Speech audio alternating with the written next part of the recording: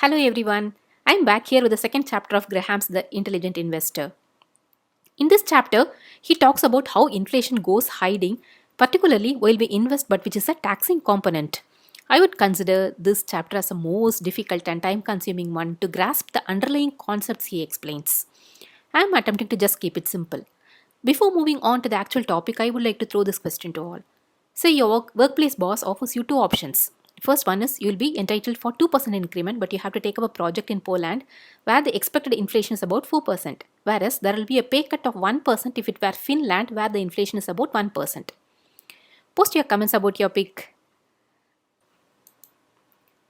Now let's quickly refresh our understanding about inflation. As the classic definition goes, too much money chasing too few goods. Putting it simply, inflation refers to a general rise in prices and deflation is the general fall in price level. In investing and finance, we need to care about inflation as it affects how much we value a cash flow today as opposed to an equal cash flow in the future.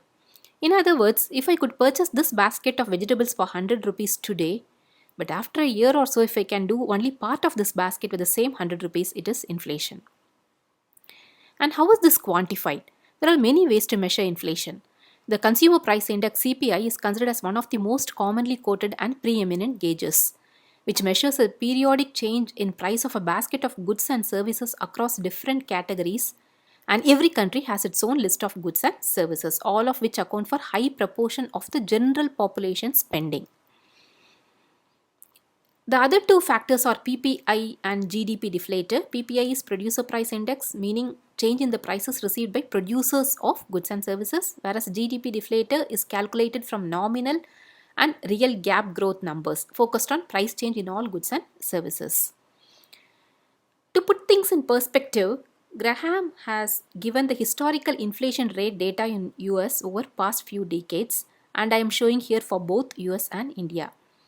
The first thing we notice is that we have had inflation in the past, lots of it. In US during 1915 to 1920, the cost of living nearly doubled.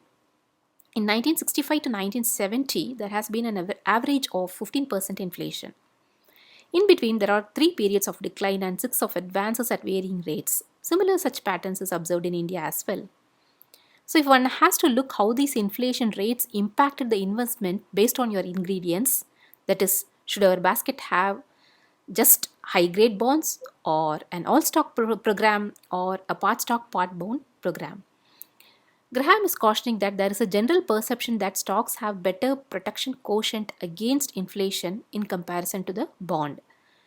And he had discussed this in length, citing few examples, and finally concludes with JP Morgan's saying that stock market will fluctuate, intending to say that one may not get satisfactory results as one expects in material of bonds or stocks. And this self-explanatory graph says it all. So be prepared to expect the unexpected. For those interested in getting to know the numbers, the nominal return is just the sum of real return and inflation, and for a more precise measure of compounding effect, one has to use the second equation. So now what next as an alternative? Graham has touched upon two components but which he claims are not his field. One is about the shimmering yellow metal, the other one is real estate. As we all know, Graham has not been a big fan of gold. To better understand this, for most of Graham's adult life, ownership of more than a small amount of gold was banned in US in 1933, and this lasted until late 1974. Graham passed away in 1976. So unfortunately, his experiments to gold was limited. He also felt gold can't hedge against inflation. And this philosophy got deeply ingrained in Warren Buffett as well. We shall look into this in a minute. The second component is real estate, where he says, be sure it's yours before you go into it. And topping on this, Jason Zwick's commentary has introduced two funds, REIT and TIPS. REIT, Real Estate Investment Trusts, was introduced way back in 1961 in the US, which is a corporation that invests in income producing real estate and is bought and sold like a stock. Over time, many other countries followed suit. In India, REITs regulation came into effect only in 2017 and the first REITs offering was launched in 2019. So good time to consider as a long-term investment as currently the real estate is dormant.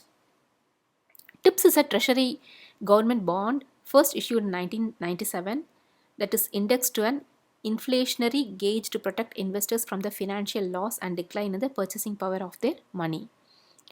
In case of inflation indexed bonds, the principal is adjusted to wholesale price index and a fixed interest rate is paid on the periodically adjusted principal amount. So now let's get back to the yellow metal and about Warren Buffett's buying spree now. Let's recall what Warren Buffett said. It is wise for investors to be fearful when others are greedy and greedy when others are fearful. That is what he is practicing currently, which is dip buying. If we just go by the face value of all these headliners, it is all about Warren Buffett buys gold, sells banks, and is Buffett smelling bearish economy in US. But if you would like to think alternatively, he is not buying gold. He is investing it in gold mining. And also he is just not selling banks stocks, whereas he has also invested in Bank of America for about $2 billion. So nothing to worry. If you don't want to pay the tax, buy gold or gold stocks, just like Buffett did. As it is a known fact that inflation is a hidden tax. Gold has a very long, interesting history, and for many centuries it was used as a currency. Even after paper money was introduced, currencies were still explicitly linked to gold. Apart from this, gold also has emotional and cultural value, and different people across the globe buy gold for different reasons. If we take a tour of gold price over the last 50 years, there is no looking back. It is evident if we quickly glance through the annual change in performance, it has been consistent for longer periods since 2013. So this is leading to a greater insight. In an investment portfolio, gold is to be considered as a unique asset since it improves our diversification quotient and also importantly serves as a vehicle to mitigate losses in times of market stress. It can serve as a hedge against inflation and currency risk. Following Warren Buffett investing history, it is quite evident that he is not a fan of gold, which he has expressed vociferously in several occasions. But for the first time in his investment record, Buffett has invested in gold mining, not the gold, which captures attention of everyone. And if you have a closer look at his portfolio, it is just 1.2% worth about $613 million in Barrick Gold. This clearly reflects that Graham has been advocating about diversifying, shuffling, doing enough research and also hedging inflation through appropriate mechanisms. So the takeaway message is that in case of investing in gold, it need not be through jewelry, it could be in company stocks like gold, GLDLF or gold bonds too. The next bus is about Bitcoin, cryptocurrency, blockchain technology, which is hard to understand because it's so many things. In India, there has been a huge rush since March as India's Supreme Court reached a landmark decision in early March lifting a 2-year-old ban on cryptocurrency transactions. This resulted in numerous foreign cryptocurrency businesses reviving. But later we had to see a different story. The government is now currently working on bringing a law to ban trading in cryptocurrency permanently. Having said that, globally this Bitcoin or blockchain technology seems to be a promising candidate for investment, especially as an inflation hedge, but only a little portion of your investment. So in this chapter, Graham emphasizes that past history doesn't lead to any meaningful correlation between inflation rates and the performance of bonds or stocks, but he asserts that investors should alter their portfolio allocations, that is diversify, considering the inflation rate as another tax, hidden tax, which is driving back to his classic point of margin of safety.